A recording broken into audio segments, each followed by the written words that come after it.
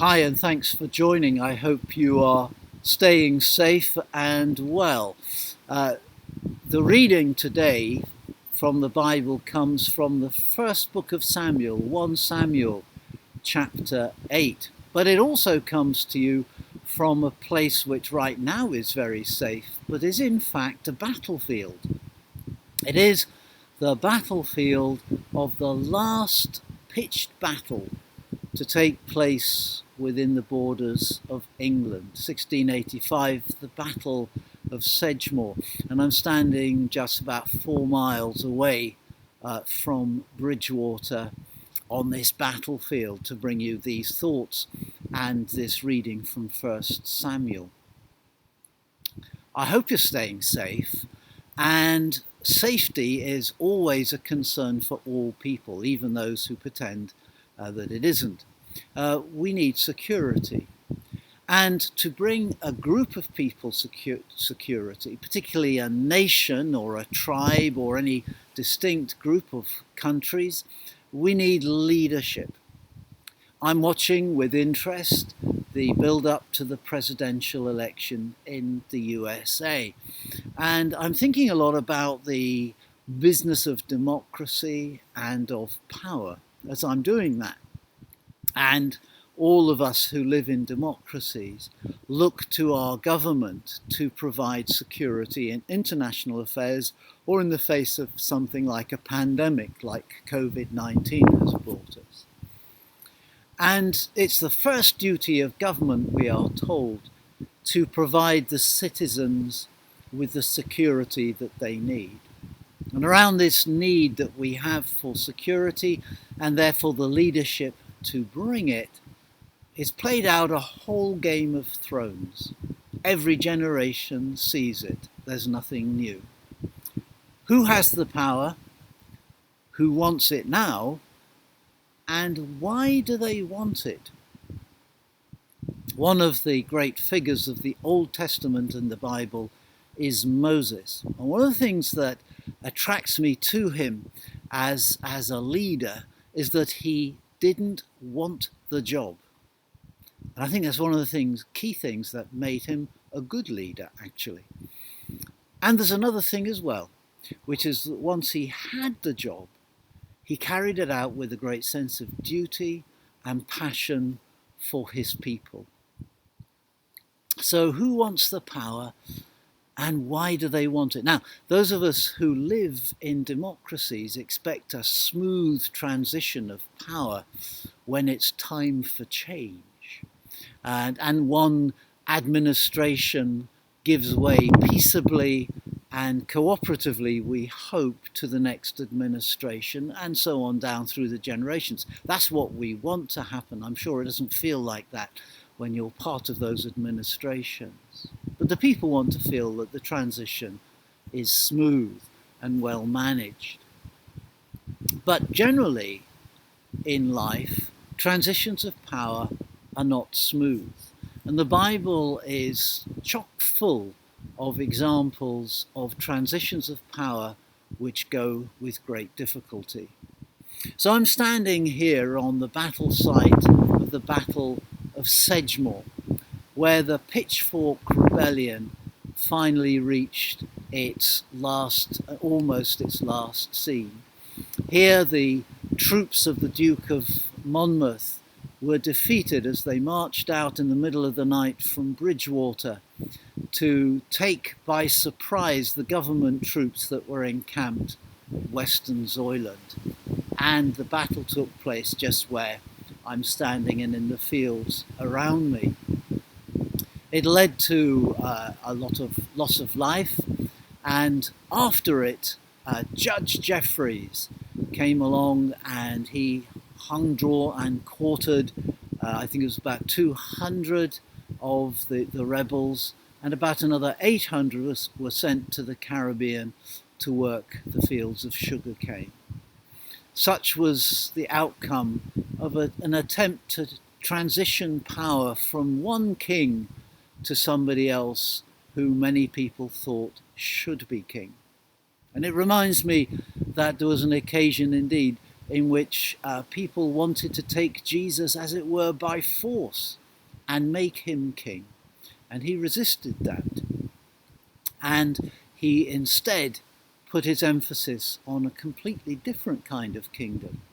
For which reason people often say that politics and religion shouldn't mix, but certainly, as Tutu mentioned, if you read the Bible, you see that it's impossible to separate them. The question is, how do they mix? And particularly, how does God show up in it all? And how is God's purpose worked out in it all? And will those who want power kidnap Jesus or God or any religious figure for their own purposes? Or will it go the right way round, which is where the leaders and those who wish to lead and those responsible for transitions of power want God to be involved and remember that God is king?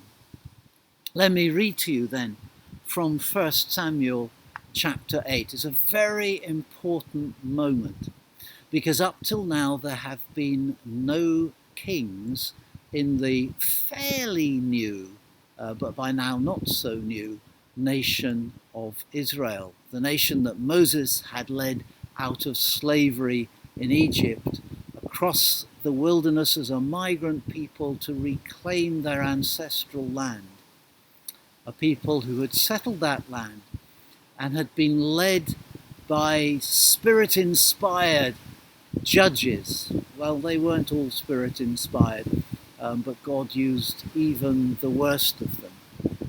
And the time had come to transition power. Samuel was the judge, the leader of Israel and a prophet of God, somebody with a passion for what is right.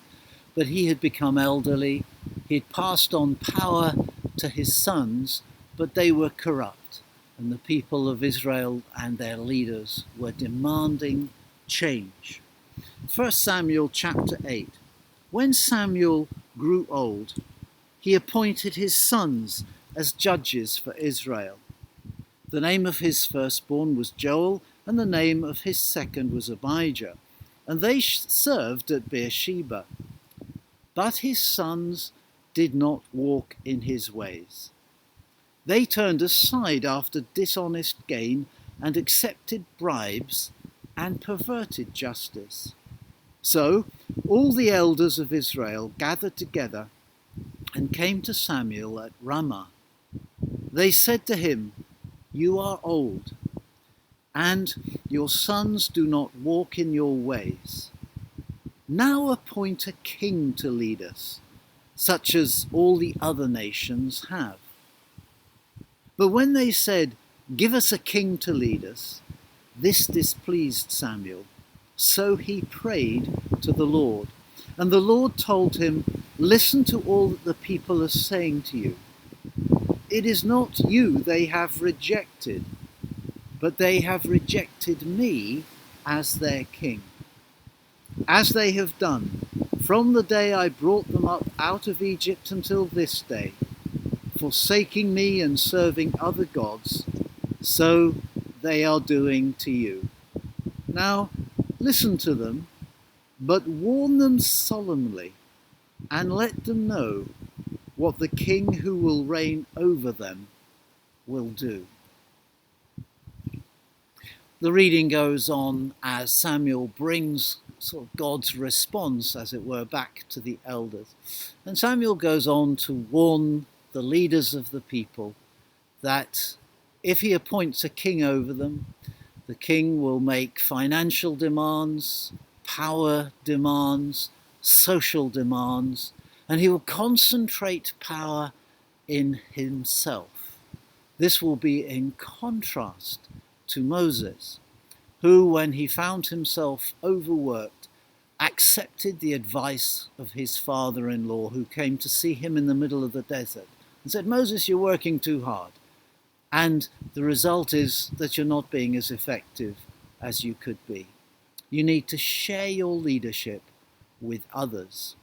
And Jethro, Moses' father-in-law, gave Moses advice on how to disperse some leadership, decentralize it, not hold it all to himself. And the result was that Moses could lead more effectively and the people were better governed. Part of the warning that Samuel gives to the elders of Israel at the time that they demand a king is that the king is going to concentrate too much power, wealth, and influence to himself. Things that really belong to God will become concentrated in a single person. And anyway, God says, what's really happening here is a people who are supposed to own me as their king are rejecting me, their God, to be their king. It would be centuries later that God himself and the kingship would be reunited in the person, ministry, death, resurrection, and ascension of Jesus.